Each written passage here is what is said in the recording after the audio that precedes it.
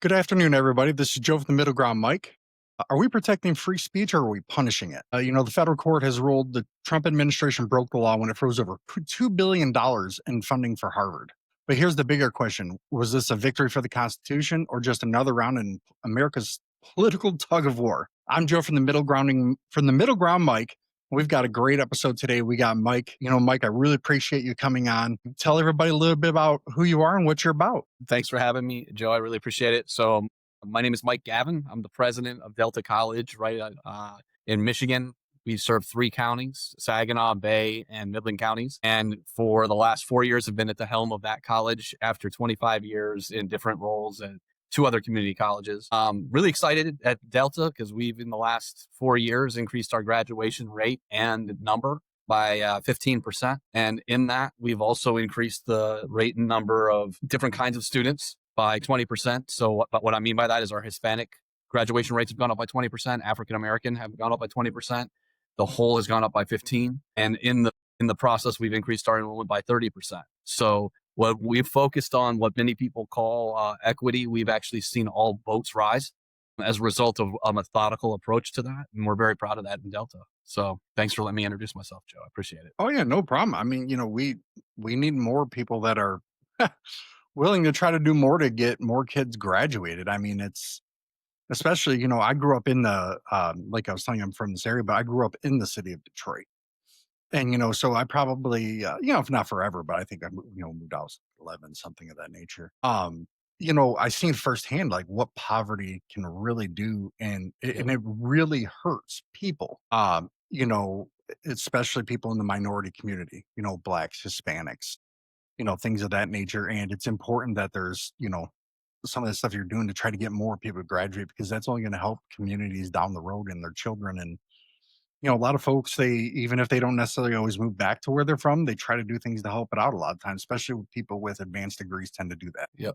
Well, I appreciate you saying that. The work that we do in community colleges, but higher ed in general, is exactly up the line of what you're saying. I like to say that we are in the barrier busting business. And that we really try to make sure that we're changing the trajectory of family dynamics by getting people good education for a low cost and good jobs as a result. So, we actually have in community colleges and some of our regional colleges, I would say, answers to some of the fundamental questions that are facing higher ed right now, such as debt. I went to, many people go to college and they're facing, paying back loans for decades. If you go to a community college or a regional college, that's not happening to you generally, because we pride ourselves on affordable but excellent education, and getting people out of poverty.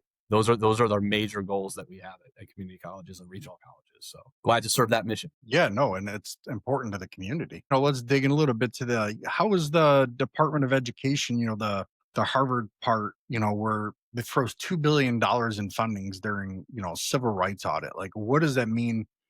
Obviously, we all see the talking points on the media, but everybody knows you can go to the same website 5 times, get 5 different stories in the same subject. So from somebody who's actually on the front lines, what does that mean? Yeah. So the freezing of funding and then it's being found to be unconstitutional, the latter part being most important, means a lot. And here's the reason why is this, that the administration in freezing that money was resting on a perverse, and most legal scholars would agree with this, and by most I mean 99.9%. It's not like a slight majority, a perverse understanding of what civil rights are, and subsequently suggesting that Harvard was violating those and using that as a justification to freeze monies. The issue for people or institutions like mine, which are not Harvard, they do not have the kind of endowments or extra dollars that Harvard have, is they're fighting a battle that will ultimately mean something to us later on.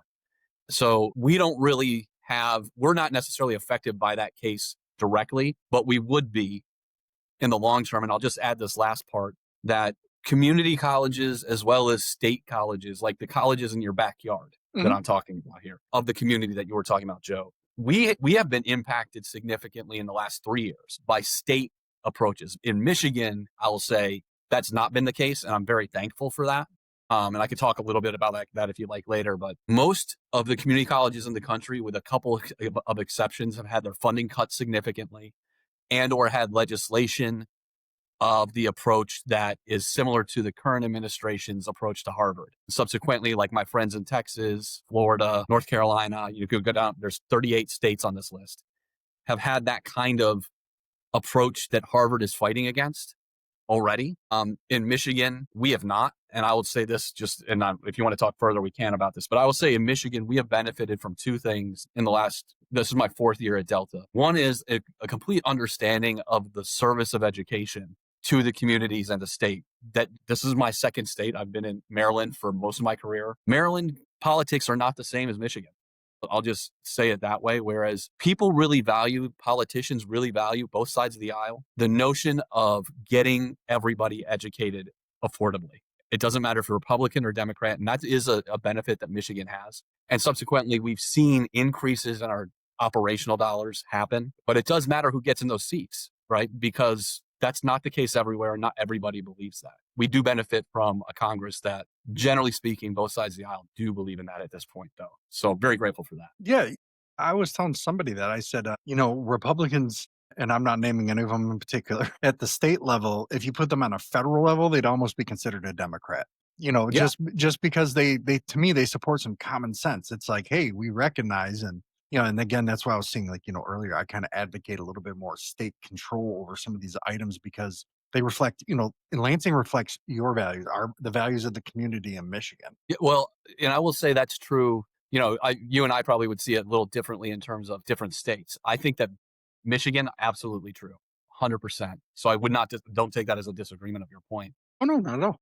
There's something I think about Michigan's history, in my opinion, and it was similar to what we were talking about right before we got on. Mhm. There is a blue collar as well as an understanding of work ethic that people have in Michigan, and that's not a slight on other states. But there's a cultural aspect to Michigan that's unique that I think education transcends party lines. That Yes. is not true everywhere. So we're lucky in this state to have common sense Democrats, common sense Republicans that are really interested in the success of their communities over scoring political points. So it's a luxury to work in a place like that. Yeah, So and not to per se get into the state budget, but kudos to the state legislature and the governor for making, balancing the budget, not adding massive amounts to the state's debt, and servicing the needs of the people of the state, especially with education. Because I have a son, 7, that's autistic, so okay, that state education budget directly affects me, and because of my income level, there's certain things that I don't necessarily qualify for free, right? Which I'm not complaining about. Insurance, autism services can't be limited, but other aspects that relate to it can be, because if got it it. doesn't fall into that guideline. So, my son has a pair at school. He has a pair 70% of the time, but he's in general education. He just sometimes his mind wanders. But, so like that education budget, I probably say more so than most people take probably, a direct interest in it. And it was nice to see that when it came down to things like funding for paras and all that kind of stuff, that both sides were like, hey, okay, that's a non-negotiable, you know. Yeah, I felt the same way. The drafts of the budget were a little scary, but that's part of the process, and I think they got to a place that, I can only speak for higher ed because I don't know K-12 as much, but I do have children and Oh, so watch it in that capacity as well. And, we ended up okay. And I'm not shocked that we ended up okay. It was a little painful to get there, but I'm not complaining. yeah, you've been here, you said, for what? So you came here during COVID? At the very end of it, yeah. Man, that So was fall of 21. Yeah. man, that was definitely a wild year and a half here. It was it was it was just, nobody really, I don't, I thought everybody did what they thought was best, but it was just pure chaos and insanity. I used to be a guy that would be like, you know what, I'm going to go to Home Depot and kind of browse for something I'm thinking about this. I'm going to browse. Now I'm kind of like, yeah, let me look online first. And, because now you go into Right. the stores and you see some crazy people and you're like, oh, hey, man, these days you just don't know what's going to happen anymore. And that's a shame. So kind of like talking a little bit more about like the funding, right? To me, the federal government doesn't really have the right to suspend that funding while investigating discrimination, unless there was like somebody out there, like, you had these massive amounts of universities or something, where they could just hit it on a replay of everybody saying certain things, right? Where they can't. So to me, that's where that falls into the line of they don't have justification to do it. I think that's right. And, not only did they not have justification, so even in a different time, that's not a usual practice to Hmm. stop funding in the beginning of an investigation. And then on top of it, in my read of the current context, I should say, that the anti-Semitism of which they were being accused is becoming sort of an excuse rather than a truth. That's not to say that there isn't anti-Semitism on campuses and that it's wrong. It's to say that there's actually an accusation without proof often happening, and then the subsequent freezing of funds. And the current administration is the same administration that said there were good people on both sides of an anti-Semitic rally on University of Virginia's campus. So it's hard to take that as truth. I'll just leave the last part on this end. What would be more helpful, even if it was found to be true that there was some anti-Semitism, as with anything else in higher education, would be a way to fix the problem.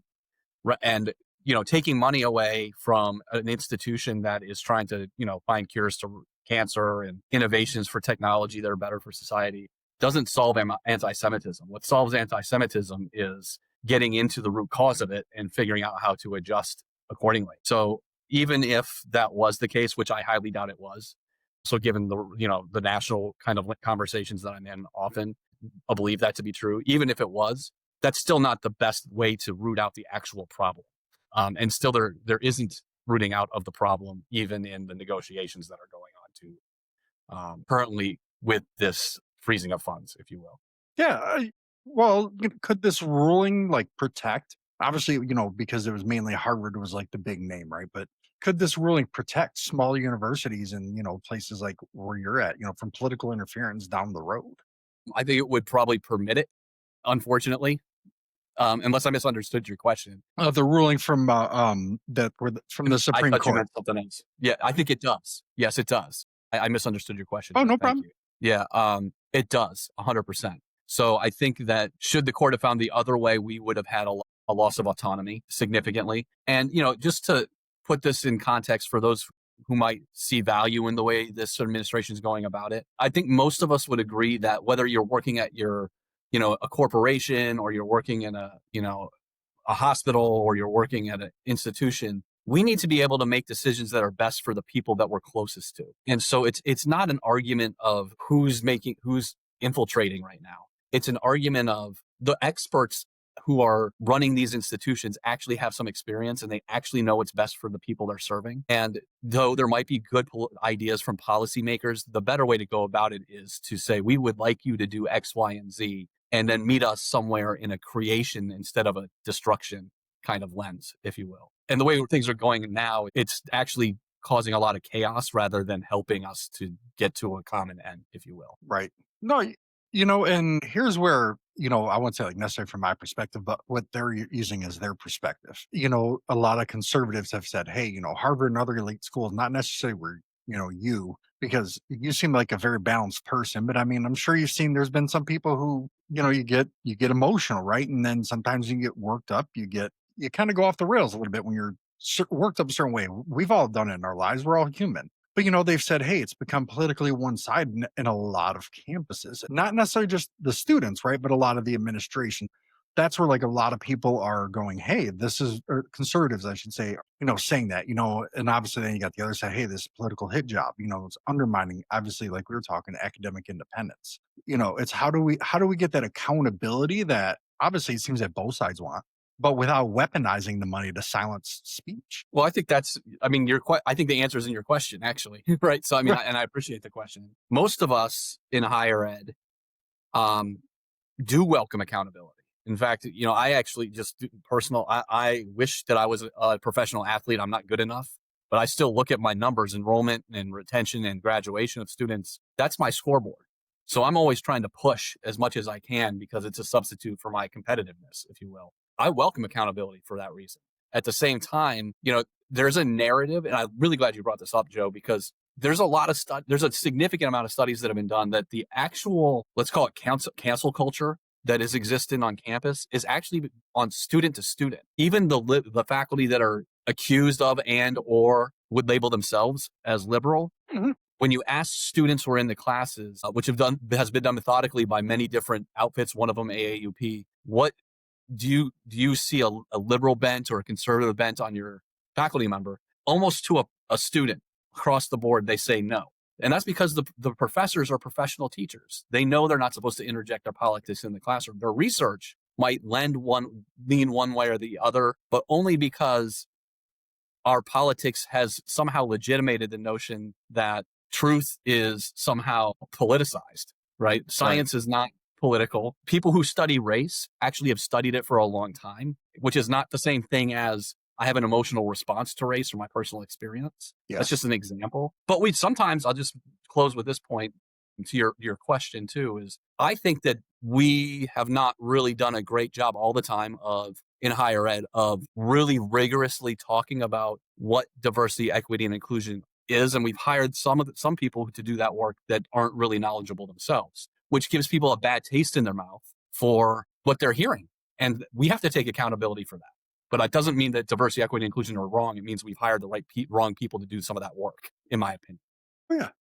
But I could go on and on for that, but I'll close with that. But I think you raised a good point. Yeah. No, and kind of like building on that, right? So, and this was, like I said, I've only been doing this like podcast that's grown crazy in like matter of a couple months, but a Gallup survey, and I'm not gonna lie to you, that just like that one I was telling you earlier about from Yale, that this Gallup survey had kind of floored me too. And this was as of, hold on, my notes, 2024, the trust in higher education had dropped from 57% in 2015 to 36% in 2024.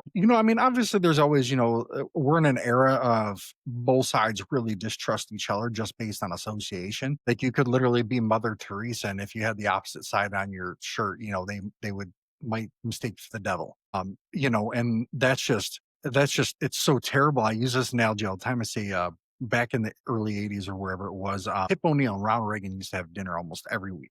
The human political enemies. I mean, in today's day and age, they might beat each other up if they seen each other on the streets. But they understood who each other were as men and as humans. So they were actually able to go back to the table and go, okay, well, I can't stand this. I understand who you are and why you're doing it, and that there's not this evil intent that somebody may perceive behind it. And how did we get from 57% in 2015 to 36% now? It floored me. Obviously, you see those numbers a lot more than most people do, but the trust factor. Well, I think there's a lot of answers to that question. Let me actually just interject. The O'Neill and Reagan story, I think, is part of the story. And I think that's obviously why you put it. We have lost our connection to humans in general. I Yes. think, not saying anything new, but the more reliant we are on technology, like even Zooms, in my opinion, Yes. the less human we become. So, even at my campus, people know I prefer face-to-face meetings instead of Zoom because of you can see body language in a different Yes. way, and there's just a element that you don't get from texting, et cetera, that's part of the story. I do. And part of that story too, I think is, people loved, at least when I was a younger person going to college, when there was not online education at the time, you got to know your professor. And so you had trust in your professor, like over time, I think that's part of the story. I think there is like, contrary to what I said earlier, there are a lot of people that go to different schools, and that's great.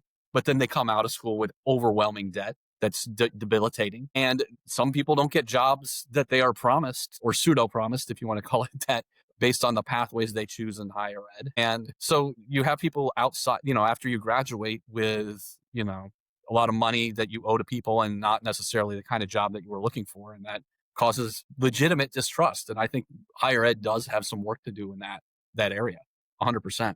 So that's part of the accountability that I think we need to, beyond graduation rates and beyond, we need to talk about how much it costs for people. We need to think about as a sector. I think it might sound cheesy to some people, but people want freedom. They want agency in their life. They want to be able to make Yes. decisions. They don't necessarily want the same job they had when they were 18, but they want to be happy. They want to have, the Yes. ability to make choice. And I think that's part of what we need to start building a narrative of in higher ed, that education gives you choice, but we need to also create our colleges, reimagine our colleges to make sure that we're offering that choice in a different economy that exists now than it did before. I don't have the answer of how to do that, but I do think those are some of the questions that face us as a sector in the next 10, 20 years, really. Oh yeah, no, kind of like relating to where I think some of the trust factor kind of jumps in is so if you're a student and you take out a student loan, you're paying 7, 8, 9, 10%, something in that ballpark, right? And then you turn on, I don't know, CNN Money or MSNBC and or CNBC, and they go, well, the overnight bank rate's 3%. So hold on, you're telling me we can give the billionaires an overnight rate of 3%, but me, who can least afford it, pays a bigger rate than the guy that's. And this is where I draw up, and this is why I call it the middle ground. Because people are like, "Oh yeah, well this side," and I'm like, "Hey, let's be fair and honest here. Neither side has done anything to talk about that problem because that right there, first, it's our money, it's our taxes. Why are we paying interest on our own taxes to begin with?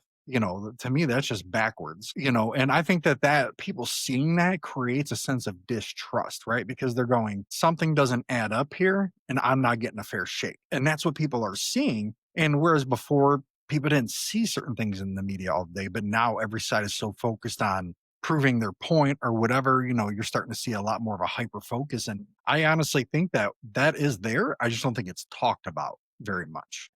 It's the cost factor, I think, builds a lot of distrust. It's wages have not gone up at the pace that prices and everything else has. The myth out there as well, if the CEO took $20 million less, we'd all make more money. Well, technically you could. It really wouldn't add up to much on your paycheck. When you spread it out across everybody over a year, I agree that a lot of them do make way too much money. Full disclosure, it really would not, outside of like an Elon Musk, cutting back on Elon Musk's pay. Most CEOs, you could cut their pay in half and you might see $20 a week.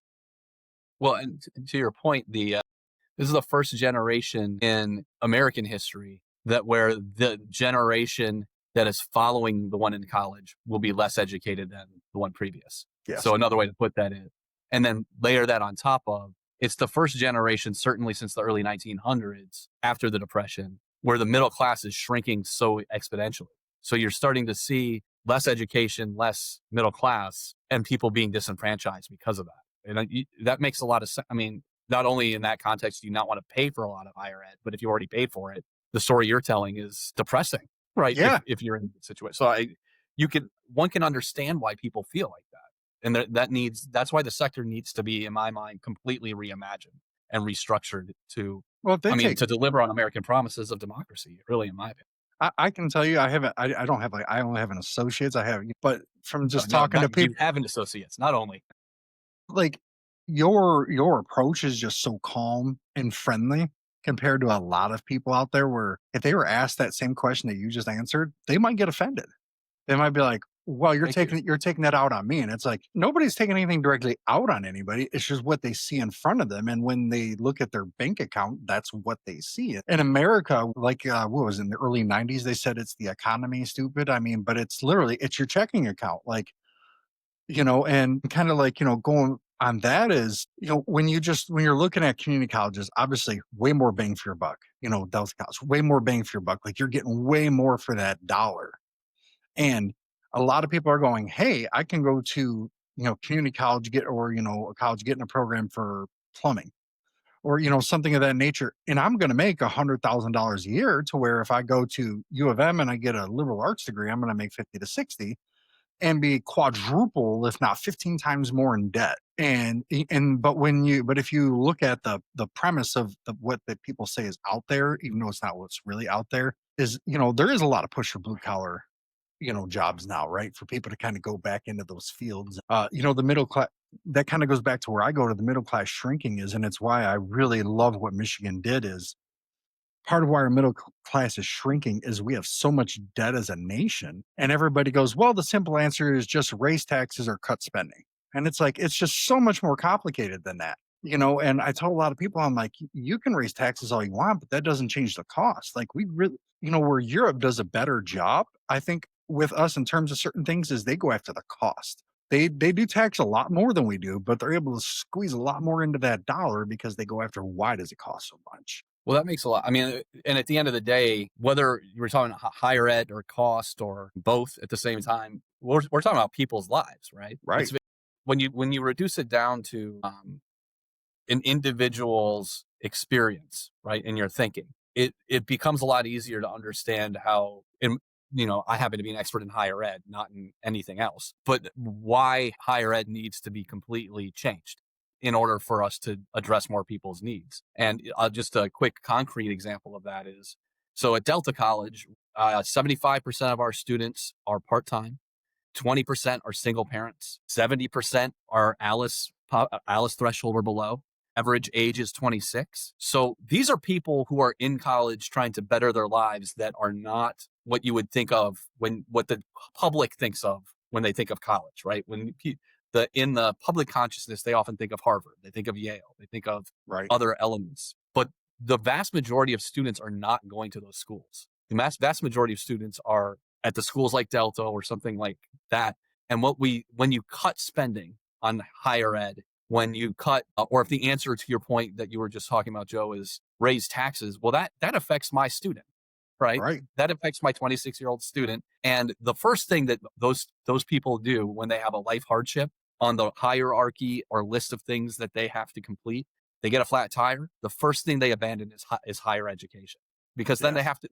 they have to put food on the table. They have to get their kids to daycare. They have to do all the things that you have to do as an adult. And they see college as a luxury at that point. But over time, and our data shows this, right? So we've studied this deeply at Delta. But if they abandon one semester, they generally don't come back. And so all of the things that you just mentioned, whether it's now eggs cost extra money or taxes are costing this, it puts an extra burden on a person's life where Right. they're less likely to complete their degree and subsequently less likely to get a good job. And the poverty continues in its inertia through generations. So these are like real issues if you would reduce it to an individual rather than a system or structure in terms of how we talk.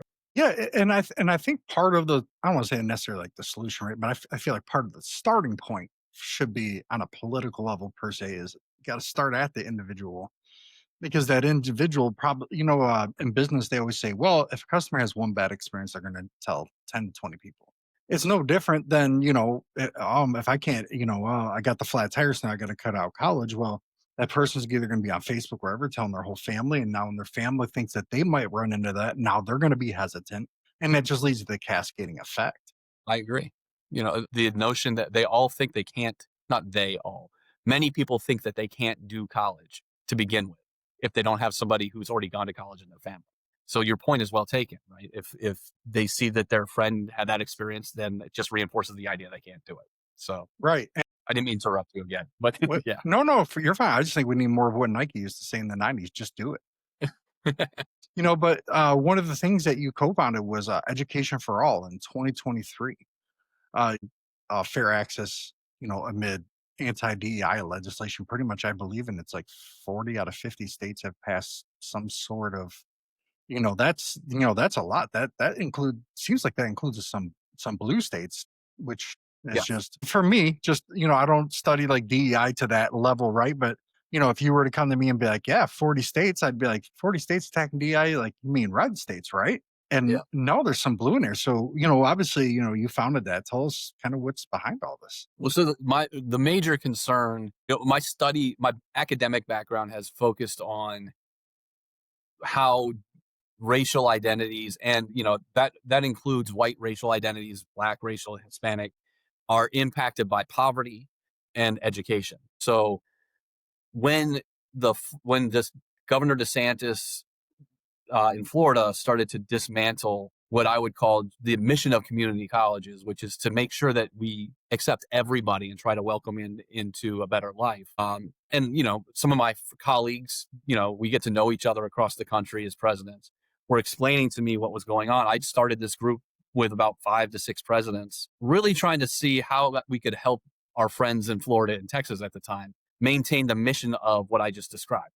Let everybody in, support everyone. And over time, as the anti-DEI legislation snowballed from state to state, our mission and our work at Education for All exponentially grew. So now we have about 5,000 people as members, and we've got 600 presidents. And our first goal was to train presidents, and now it's really to create a coalition that reasserts the notion, and this is where I've sort of talked about during this interview, is it's not just to defend, but I think it's more of, we haven't delivered on the democratic process yet, promises in higher ed yet. So it's not really just to defend diversity, equity, and inclusion. It's to suggest we haven't gotten where we need to be as a higher ed sector, and the proof is in the data. So let me just digress for a moment. In the 3 counties that we serve at Delta, the highest degree percentage of the societies or the counties that we serve is 36%.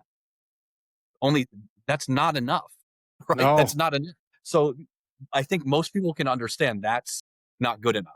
And so our work is to both defend, but also to reimagine our sector so that we can provide more access to more people so they can get better lives. That's it at the end of the day. There's a lot of tactics and thinking that is involved with it, but the mission is really positioning the sector of higher ed, whether it's a community college or a Harvard, in the space of democracy and equality, and really getting into that means everybody should have access to a degree. I don't care what color you are, Yes. what sexuality you are, what religion you are, where you came from. We just want you to have the benefit of education to better your life. And that's the goal. And there's a lot of nuances to that. But we stand firmly behind that concept. And because we are experts in the field, we do know that certain policies that have been passed have been very detrimental to those goals. And I'll just cite some last data real quick. In Texas, where Senate Bill 7 passed 2.5 years ago with anti-DEI legislation, you're seeing 10% less Hispanic and African Americans graduating since that time. 80% of students in Texas colleges want to leave the state.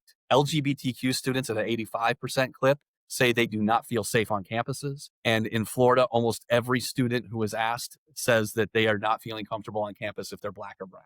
That's not democracy. That is not what any American should feel comfortable with. I don't think that there's anything wrong with stating that overtly. So that's the goals of our, but it's not that we want to defend against something that's wrong. What we're trying to say is that higher ed is a vehicle to deliver on the American promises, and these policies are detrimental to both higher ed and democracy. So Yeah. that's the work we're doing. And how you're going about it is a lot different than how DEI, I don't want to say has been viewed, but has been handled in a lot of areas, just in general, right? Like there's a and to so I'm sure obviously who Charlie Kirk is. I mean, anybody who doesn't live, and I don't agree with him on everything, but where kind of what he said, something that really just struck out to me, is everybody should have equal access, but we can't have a guaranteed or an equal outcome necessarily, right? But everybody should have that chance to push themselves to the furthest spot they can go. Obviously, we can't guarantee that you're going to be the next Albert Einstein, but we should, and we should all have access, and where I think a lot of it, and this again, this is like, I always tell everybody, the squeaky wheel gets the grease. That's just kind of how it goes. The loudest voice in the room, even if they don't get what they want, gets the most attention. So you have like certain extremists out there that go, oh well, they're saying this is anti-white or this is anti-this, and then certain media people will pick up on it, and then they do, the clickbait, boom, boom, boom, boom, boom. Next thing you know, 10 billion views, and you've got a whole nation believing one thing. And that's kind of how it goes. And it's usually, I have found that 90% of people I've ever talked to from academia are not what you would see if you turned on Fox News. 20 something years ago, I'd have been like, yeah, Fox News is okay to watch. They have some, balanced people on there. But now, I mean, it's no different than the very people they hate, just the opposite side. It's all about the glorification of getting you riled up. And it's, and I'm not necessarily, I wouldn't even say I'm necessarily like anti DEI, right? I'm more of like, hey, how do we get it to kind of go from like your end, right? We focus on the access and outcomes, but not just virtue signaling, right? Because a lot of people, that is something that a lot of people want, whether you're left or right? They want their core thing. And I just, it's I'm sure you know who Bill Maher is, right? I mean, Sure. Yeah. Bill Maher, obviously very long time hardcore, he says himself, I was a hardcore lefty. But when they started trying to blend the education, the politics, and then their stance on this, and everybody, like not necessarily academia, but like the people who say they quote unquote want to say they support it. But I think they support more of indoctrination, is not the word I'm looking for, more of a do as we say mentality, not necessarily from you guys, but from people who view DI a certain way, whether you're left or right. And and he pretty much said that's what caused people. That's what's hurting everybody. He said, things have went too far, for the American people to be like, okay, hey. But I think a lot of it, when they're saying it went too far with DEI, is the view has went too far. How the public views it has went too far, not what it actually is. Now, there's some companies out there I have seen, I can't remember the exact references, that have definitely had some very won't say like questionable, but definitely some, well, I can see why somebody would get upset positions, but in general, like what you're doing is it's about what actually DEI is supposed to be for, not what Well, some people morphed it into. I appreciate you saying that, Joe, because I actually agree with everything you just said. So, and what I mean by that is, I think that part of the reason that there's significant backlash against DEI is that there's a significant misunderstanding and sometimes a misapplication of it. So, what I've spent my life studying it. So, I'm not. I come to this with a deep understanding and passion of what systems change looks like for a person, and then also an understanding. Just to be candid, I think we've spent a lot of time focusing on words instead of outcomes. And at the end of the day, the outcomes are where true equity can show itself. And that doesn't mean that everybody, to your point, not everybody has to become a doctor, but everybody should be able to somehow, institutions, let me rephrase that, institutions should aspire to have everybody get across the stage. That doesn't, the graduation stage. We still have to have rigor. Some people won't cut it, but that doesn't mean that, you mentioned you have a child with autism, for instance. A child with autism has different needs than somebody who doesn't. I have a daughter who's dyslexic. She has different needs than others. Everybody has a story. Everybody has deficits because of that story. And we need to do our best to address those in a way that is rigorous and not just about, I like your term virtue signaling. It is not about virtue signaling. It's about getting those students where they need to be at the end of the day. And that requires nuance. That's all there is to it. To me, virtual signaling is that phrase itself is like, I don't necessarily say degrading, but it devalues anybody's opinion because it makes it just seem like it's just a very hollow point of view when you have a certain point of view, right? When somebody says, "Oh, you're virtue," that's just to me just degrades somebody's words, right? And like with like autism, my son, he's 7, he was diagnosed when he was 4. And in the process, I really like, I'm not like one of those people that like are kind of like way off the base in terms of how it's put together, but I disagree with the fundamental process of autism diagnosis. So one of the things they give you before you go there is a form that says it's for children ages 4 to 12. And they're like, well, all kids are different, if they have a different mentality. I said, I get that. But to me, in general, there should not be a form for autism from 4 to 12, like one form. Like, how can you truly sit there and evaluate that? And then, the process, because he was diagnosed medically, not at school level. I see. And you have to go through 2 sets of 4-hour interviews, 4 different doctors, therapists. And they're like, well, he doesn't really want to come up to us. And I'm like, I mean, I'm pretty sure my son's autistic. I'm like, but most kids, if they don't know you at 4 years old, they're not going to come running up to you if you have a spoon in your hand. They're just not. And, they're going, well, we know what we're doing. I'm like, I'm not arguing you don't know what you're doing. I'm just questioning how you're using this as like a fundamental starting point, because if this is your starting point, then 99% of the country is autistic. And I don't view autism the way other people do. I view, when I was growing up, you were just different. And I think that they need to start going, a lot of things that were autism when I was growing up weren't called that. Now it is. But people are going, well, they're autistic, so there's something different about them, rather than just going, I don't know, man, Johnny's different. He's got autism. Who cares? The rest of them's fine. Who cares? That's how, when I was growing up, and if you picked on a kid that had needs, I mean, generally everybody around you would start beating up on, like, hey, that's not cool, and it's like, and I think that us not having that kind of structure is what's hurting kids that have autism and special needs from going further than they can.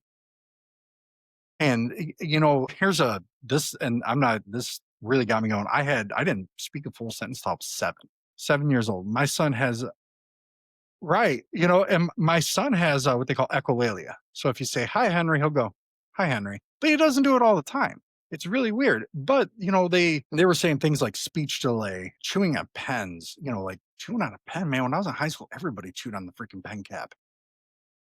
And I'm just sitting here going, they're like, well, people with autism do this. I'm like, yeah, and people that don't have autism do it too. And I said, you're just kind of slapping all these things on to kind of make it a generality. And where that comes from is something that my doctor told me about. My family doctor, he goes, because I've been going for 20 years. I'm a creature of habit. Hey, if we're on the same page, okay, cool, let's go with it. And he told me, he goes, why they do that is because of how our insurance system is set up. And it kind of goes right into education. They have to create this broad definition so that insurance companies don't have a choice but to cover it. Rather than you only have a certain need. Well, if my son's need is mainly based around occupational therapy and speech, well, if he has a different need that may arise 10, 5 years down the road, if it's not considered part of autism, insurance doesn't have to cover it. Yeah, and that just kind of that goes back to like the DEI, where it's like they use certain things to exclude you, and they have to create this big umbrella unnecessarily because of that. And it was just I pushed back so hard against the process. I'm pretty sure the lady at the center just looks at my wife when I'm not there and goes, "Please don't bring him next week." I get along with every other doctor in that building but the lady who's in charge of everybody, because she really took it personally when I started questioning some of the things in the form. I said, "With what you're doing, if I was a parent who didn't know any better, I'd think you were talking down about every kid I've ever met in my life." And she's just like, "I've been doing this 30 years." And I said, "Okay, exactly my point. Have things changed in 30 years?" "Well, yeah." I said, "Okay, that's exactly my point." And I said, I told her, I said, "I know you can't give me an exact outcome of my son's life. Nobody knows. But if you're saying he has, I forget the exact term of the death, it's so long. But what do kids like this, what tends to be like some of the things that they challenges they face as they get older? What outcomes do some of them have?" "Well, I can't tell you that. I don't know." And I'm like, "So then how are you sitting here telling me you know every single step of the way what this is?" And I said, "That means you don't. And that's okay. But don't give my son an iron nail in the coffin just because that's what you think it is." I'm like, and that's just it's a terrible, and that approach to me is spills over, I should say, into things like DEI, higher education, because people treat things a certain way. And if, let's say, you're going to interview under this lady, she's going to be like, "Oh, well, get out," and it was just the vibe that I got from her. She was just very stuffy and just didn't want to hear anything that questioned her way of thinking. And I did it very respectfully. I didn't like call her names. I wasn't screaming. I was just sitting there looking at the form and I'm going, my son at 4 years old is vastly different than he was at one. And when he was 6 months to 1 years old, and at six, we had to take him to a place they had to use these things to teach him how to use his tongue correctly. Now, you would think that all these challenges, right? He might be in special ed. He's in general education.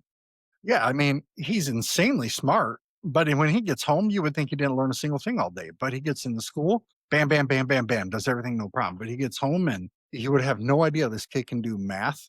We had no idea he even knew the alphabet till we took him to get evaluated at school one day. And then he just starts saying the whole alphabet. And I'm like, "I haven't been able to get you to ever say that to me." And now and I'm like, "Okay, we struggled with the potty training, but he goes to school, zero issue. Comes home, he loses all self control about it." And I'm like, so it just, it goes, yeah, and it's just the DEI thing. It makes me think of some, especially with people with disabilities, and how does like, thinking of DEI and disabilities, how does all that like impact like what you guys do? Like the funding aspect and all this. Like, how does that like kind of really like hit home for you guys? Okay. Wow. Wow. I would have never guessed that.